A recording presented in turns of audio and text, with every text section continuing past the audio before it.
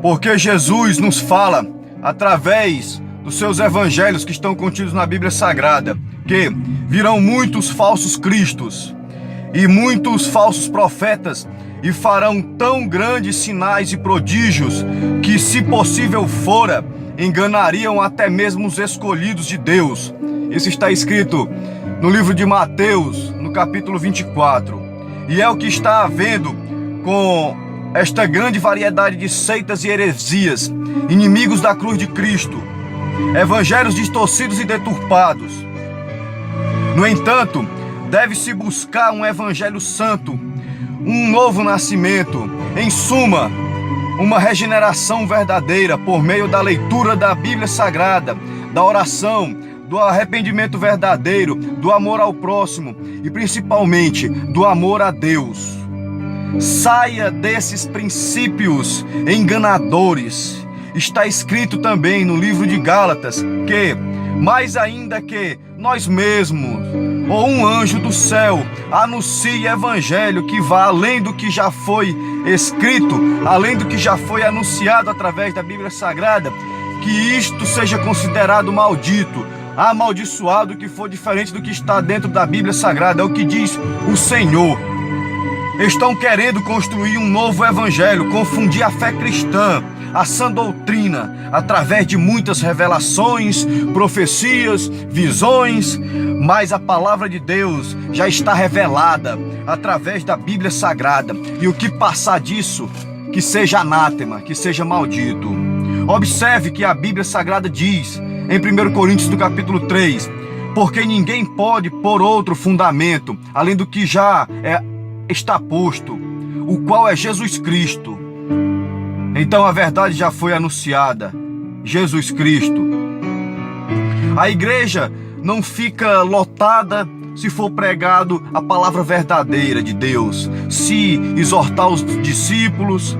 Tem que ter bagunça, língua estranha, profecia, pregador de fora, visões, adoração extravagante. Do contrário, se não for assim, não presta o culto. O culto é morno, é frio. Não serve aquela igreja que tem a sã doutrina apenas. O que dizer da teoria da prosperidade? Quem é pobre é porque tem demônio nos coros. Pois Deus é o dono do ouro e da prata. E quem serve a Ele tem que ser rico, pois os filhos dele é rico. Assim diz a teoria da prosperidade. Se você é empregado, se tornará empresário. Se é pobre, ficará rico. Se mora de aluguel, vai ter a casa própria. Se o carro tá velho, vai trocar por um carro novo, importado. Então, e com o passar do tempo, os que se submetem a essa teoria da prosperidade vão vendo que nada disso acontece, vão vendo que só estão arrancando dinheiro deles, e se decepcionam, e se desanimam com Jesus Cristo, com Deus. Mas mal sabem eles que Jesus Cristo nunca prometeu tais coisas. A teologia da prosperidade ensina que as maravilhas estão na terra. Não precisa ir para o céu. Não é necessário a eternidade. Para eles, o que está bom está na terra. Jesus Cristo nunca falou isso. Enquanto Deus diz em Provérbios, no capítulo 22, no versículo 2, o rico e o pobre se encontraram. A todos os fez o Senhor. Deus fez o rico e Deus fez o pobre.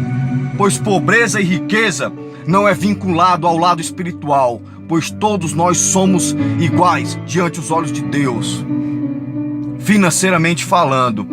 E por sua vez, os neopentecostais dizem que culto bom e tremendo tem que ter unção. Deitam, caem no chão, rolam, cheios de poder, segundo eles. Dizem que está tendo avivamento no culto, na igreja. Chegam a ter visões, revelações, profecias que tem para eles. Essas profecias, essas visões, essas revelações, para eles são mais importantes do que está na Bíblia Sagrada. Para eles tem mais autoridade do que está escrito na Bíblia Sagrada. Na verdade, nunca terão mais poder do que a palavra de Deus, pois Satanás pode imitar e simular os dons espirituais. Sim, pois Deus nos revela na Bíblia Sagrada no livro de Coríntios, no capítulo 11, no segundo livro, que diz: pois tais falsos apóstolos são obreiros fraudulentos, transfigurando-se em apóstolos de Cristo.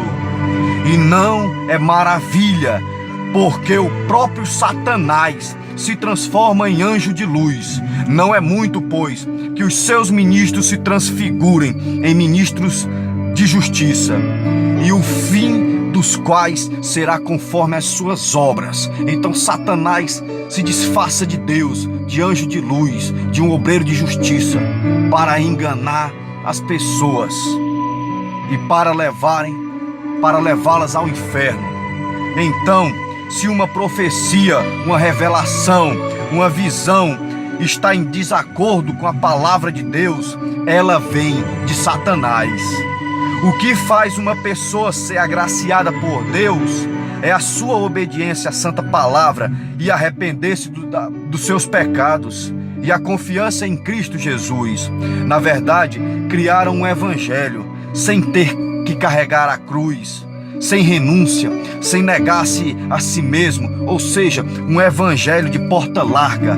Enquanto Jesus Cristo nos diz, no livro de Lucas, no capítulo 9, se alguém quer vir até mim, negue-se a si mesmo e tome cada dia a sua cruz e siga-me.